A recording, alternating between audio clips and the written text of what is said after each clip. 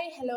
இன்னைக்கு கேரளாவோட ஸ்பெஷல் மீன் குழம்பு தாங்க செஞ்சு காட்ட போகிறேன். ஃபர்ஸ்ட் ஆஃப் ஆல் ஒரு வடை சட்டி வச்சுட்டு தேங்காய் எண்ணெய் யூஸ் பண்ணி இந்த குழம்பு செய்யுங்க. வெந்தயம் சீரகம் ரெண்டையும் போட்டு பொரிஞ்சதுக்கப்புறமா ஒரு கைப்பிடி பெரிய பிடி அளவுக்கு சின்ன வெங்காயத்தை சேர்த்துக்கோங்க. கல்லுப்பு சேர்த்து நல்லா வதங்கட்டும்.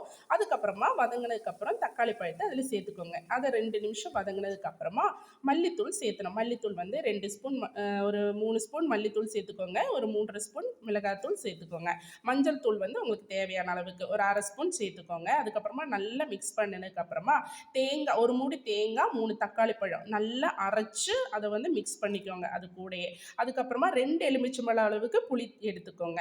அது நல்லா கரைச்சி அதில் ஊற்றிக்கோங்க. புளி காரம் உரப்பெல்லாம் நல்லா இருந்தால் தான் கேரளா ஸ்டைலில் சூப்பராக இருக்கும்.